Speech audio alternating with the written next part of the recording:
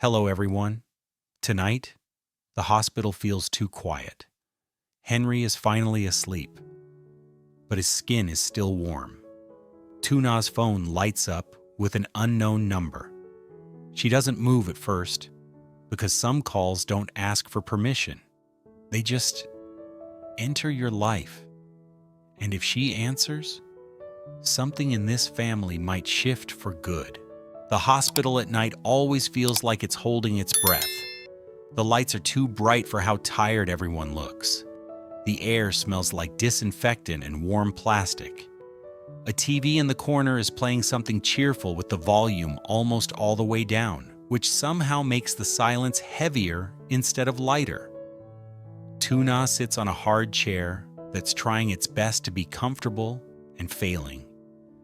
Henry is stretched across her lap, his little body warm in that way that makes your stomach sink. Not hot enough to panic right this second, just warm enough that you don't trust it. She keeps her palm on his back, feeling the rise and fall, counting without meaning to. 1, 2, 3. The way parents do when their brain is trying to control something it can't. Her other hand drifts again and again to her belly. A quick touch, a gentle press.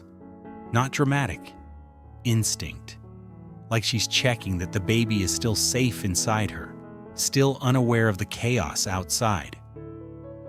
Alex is a few steps away near the corridor. He's standing because he can't sit. His shoulders are tight, his jaw is set, and he keeps glancing toward the nurse's door like he's trying to will it open. His phone is in his hand, but he isn't scrolling. He isn't texting. He isn't even looking at it. That's how Tu Na knows he's really scared. And Alex's mother is there too, standing on the other side of Tu Na like a guard post. She's one of those women who turns fear into control. No shaking hands, no tears. Just a colder face and sharper eyes. She's been watching Henry, watching Tu Na, watching Alex. Like if she watches hard enough, nothing bad can happen. For a few minutes, nothing changes. Then, Tu Na's phone buzzes. Once. She freezes. Not because the phone startled her, but because the sound feels wrong in this place. Like someone brought the outside world into a room that's supposed to be only about one thing, your child. She looks down. Unknown number. She doesn't answer. It buzzes again, longer this time, more insistent.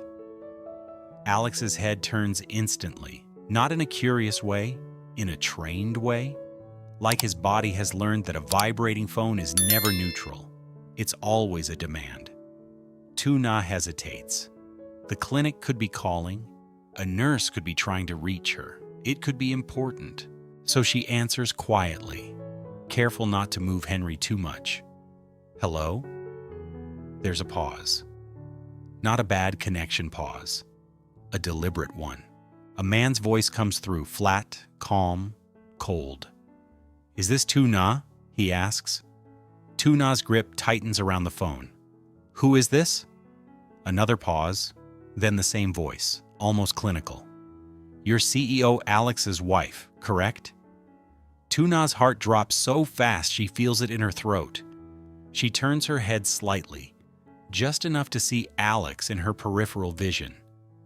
He's still by the corridor, but his attention snaps to her face the second he hears her tone change. Yes, she says, because denying it won't change anything. What is this about? The man doesn't waste time pretending to be polite. We need him to sign, immediately, he says. He has partners waiting. Tu Na swallows. Her mind tries to do the math. What deal? What meeting? What document? She doesn't know. She doesn't want to know. She's sitting in a hospital with a sick child on her lap. None of this should be reaching her right now. I can't help you, she says. He's here with us. Our son. If you're keeping him there, the man cuts in, voice still calm, you will be responsible. Tu Na goes completely still. Not because she's afraid of the words, because she understands what they mean. Her eyes drop to Henry's face. His lashes are damp. His cheeks are flushed. He's barely sleeping, more like drifting in and out of exhaustion. She looks at her belly, and it hits her, sharp and ugly. This man is not calling Alex. He's calling her. Because calling her is easier. Because it's dirtier. Because it works. Responsible for what? Tu Na asks, and her voice comes out softer than she wants. The man's breath is audible for a second, like he's annoyed he has to spell it out. Don't play innocent, he says. If he doesn't sign, there are consequences. He knows that. You know that. Tu Na's mouth goes dry. She can feel heat rising up her neck. Not panic heat. Anger. What kind of consequences? She asks. The man doesn't raise his voice. He doesn't need to. His calm is the point. For the company, he says. For his position. For the deal. Then he adds, so casually it's almost worse. And for you. Tu Na's blood turns cold. Not fear. Violation. Like someone has walked into her home without knocking and sat down at her kitchen table and smiled. She doesn't even realize she's shaking until she sees her own hand trembling in the reflection of the phone screen.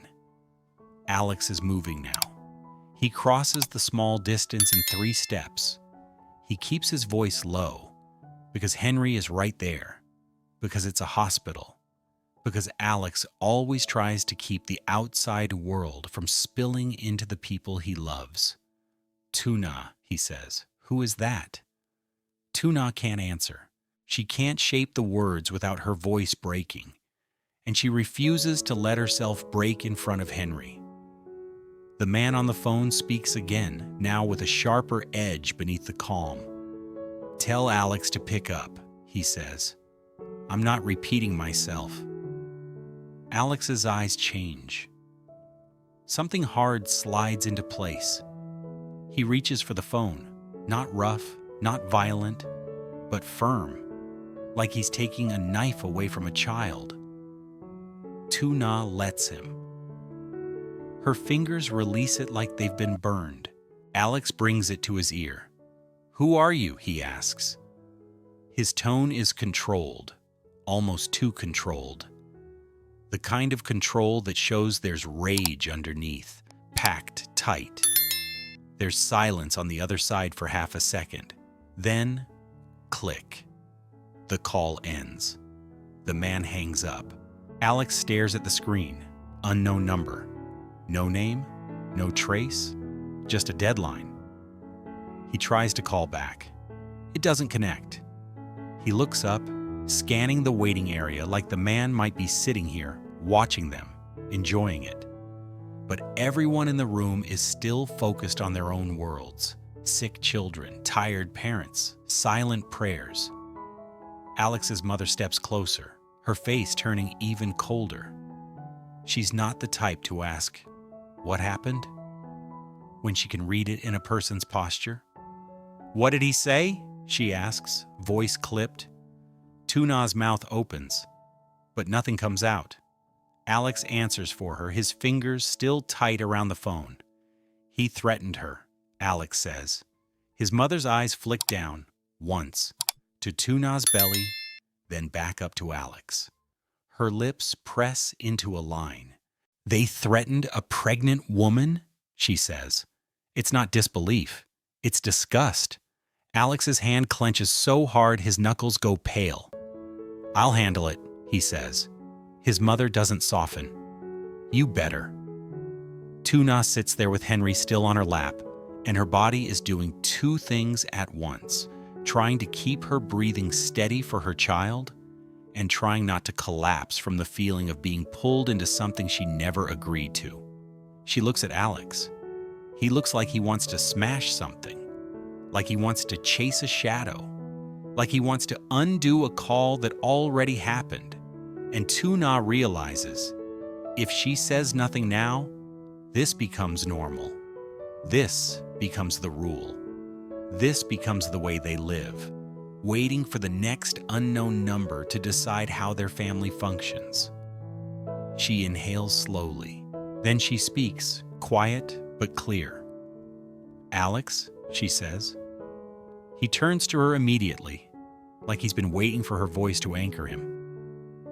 Tu Na meets his eyes, and she feels the shake in her hands, but she doesn't hide it.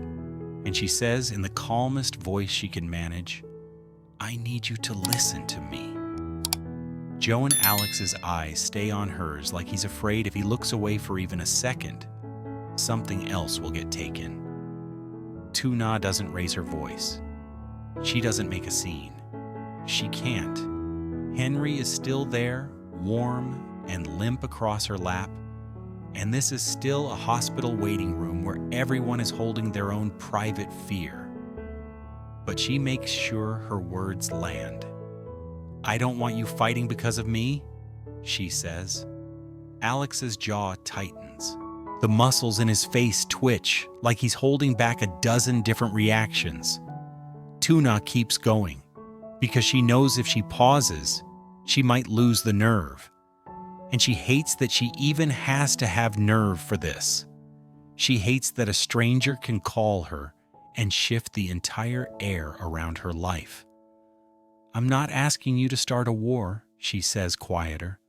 "I'm not asking you to punish anyone. I just..." Her hand drifts to her belly again, this time not as instinct, but as emphasis. Like she's reminding Alex of the obvious thing everyone else seems happy to ignore. "I just want you to stop letting them use me," she says. "Stop letting them use us." Alex's throat moves. He blinks once, hard.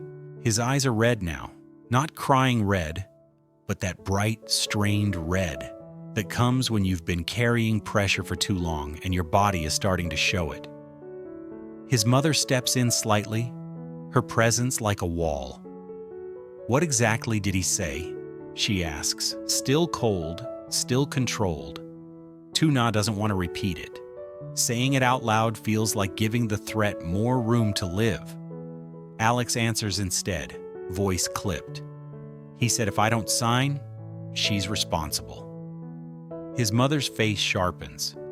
"Responsible," she repeats, almost tasting the word like it's poison.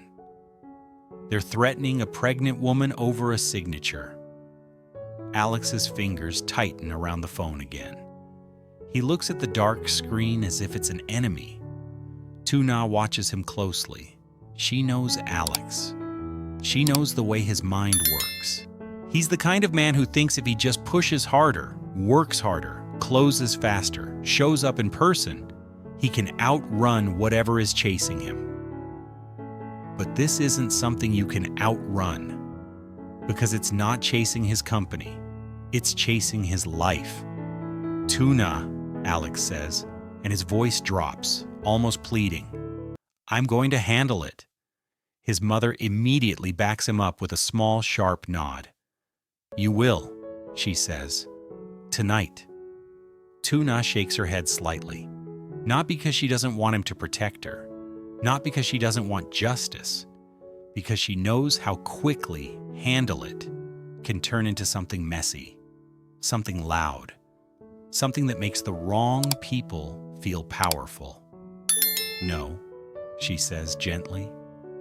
"That's not what I mean." Alex frowns. He looks like he's trying to understand the difference between protection and violence, between action and impulse.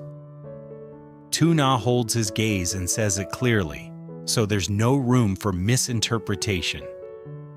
"I don't want you to fight for me," she repeats. "I just want you to stop letting me be a hostage." The word hostage sits between them, heavy, ugly, too accurate. Alex flinches like it hit him physically, because it's true. The phone calls, the meetings, the constant pressure that leaks into their house. The way Tu Na has learned to read the clock by Alex's face. The way she watches him watch his phone. the way her body tenses every time it buzzes. Because buzzing has started to mean leaving. She's been living alongside his work like it's a storm that passes through the living room without permission. And now the storm has a voice. A cold man's voice that knows her name. Alex swallows. He glances down at Henry, still asleep, breathing warm. Then he looks back up at Tu Na, and something shifts in his expression. It's not the look of a man solving a problem. It's the look of a man seeing the real problem for the first time. I didn't think they'd go that far, he says. His mother's mouth tightens. People go as far as you let them, she says, blunt as always. Alex doesn't argue with her. He can't. Tu Na doesn't blame him. That's the complicated part. She doesn't think Alex wanted this. She doesn't think he invited this. But she also knows he's been living without a boundary because boundaries are inconvenient in business. Boundaries slow things down. Boundaries create conflict. And now the absence of boundaries has created something worse. A man with an unknown number calling his pregnant wife. Alex holds the phone in both hands for a second, like he's deciding whether to throw it or keep it. His shoulders rise and fall once, a controlled breath. Then he says, softer, almost to himself, "This isn't about the contract." Tu Na's eyes stay on him. Alex lifts his gaze, and when he speaks again, his words are clearer. It's about access. His mother's eyes narrow in approval, because finally, he's naming it. They think they can reach into my life whenever they want, Alex says. They think they can touch you, use you. Tu Na's throat tightens, not from fear, but from the relief of hearing him say it out loud. Because being seen is sometimes the only thing that keeps you from feeling crazy. Yes, she says quietly. That's what it is. The nurse's door opens for a moment down the corridor. A staff member steps out, says a name that isn't theirs, then disappears again. Life continues around them, indifferent. Alex's mother leans slightly closer, voice low. "Do you know who it is?" she asks. Alex shakes his head once. "Not yet." "Then don't act stupid," his mother says. "Don't go charging in. That's what they want." Alex's eyes flick to her, surprised. His mother doesn't always sound strategic. Sometimes she's just sharp. But tonight she's not just sharp, she's right. Tu Na watches Alex absorb that. And then Alex nods slowly. "You're right." It's a simple sentence, but it's rare. Alex doesn't often admit he could be baited. He looks back at Tu Na. His voice softens, but his eyes are still burning. "I'm sorry," he says. Tu Na almost laughs at how automatic his apology is, like he's apologizing for the whole world. But she doesn't laugh. She just nods once, because she understands what he means. He's not apologizing for the phone call itself. He's apologizing for the fact that she had to hear it, for the fact that her pregnancy had to be part of this, for the fact that Henry's illness is happening in the same timeline as corporate threats, for the fact that she's been living in the splash zone of his life. Tu Na's hand moves gently over Henry's back. His breathing stays steady. She exhales, slow. "I don't need you to be perfect," she says. "I need you to draw a line." Alex stares at her, and then he nods again, this time firmer. "I will," he says. His mother's expression doesn't change, but her eyes soften by half a degree. In her world, that counts as warmth. Tu Na studies Alex's face. "Not just for tonight," she adds, "for after tonight." Alex's mouth tightens. He looks like he's trying to imagine what after looks like, what it costs, who it angers, what it risks. But then he glances down at Henry again, and the decision seems to find its weight there. "I understand," he says, and his voice breaks just slightly on the word. Not enough to sound dramatic, enough to sound real. His eyes are red, but he doesn't wipe them. He doesn't look away. Tuna holds his gaze, and for a second, the waiting room noise fades. The muted TV, the distant footsteps, the cold hum of the building. All she can see is the look on Alex's face. A man realizing that the company doesn't just want his time. It wants his family's nervous system. It wants his wife's peace. It wants his child's safety. And it will take as much as he allows. Alex slips the phone into his pocket again.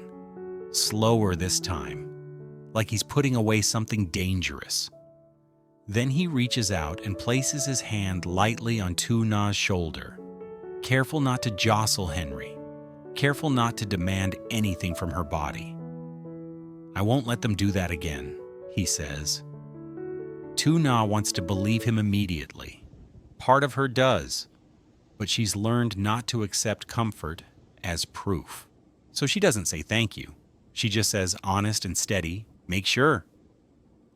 Alex nods, and this time there's no hesitation. "I will," he says. His mother looks at him and gives one final quiet instruction. "Then you start by finding out who called," she says, "and you make it very clear they don't get to touch your home." Alex's expression hardens into something controlled, focused, not violent, not impulsive, a boundary finally taking shape. The nurse's door opens again, and this time the nurse calls Henry's name. Tuna's body tenses with immediate relief and fear, the way it always does when help arrives, and you remember you needed it. Alex steps forward instantly. His mother moves too. But before Tuna stands, she looks at Alex one last time, just to confirm she wasn't imagining the shift. Alex meets her eyes and gives her a small nod. Not a promise, a line drawn. And as Tuna lifts Henry carefully into her arms and follows them toward the exam room, she understands something she hadn't understood before.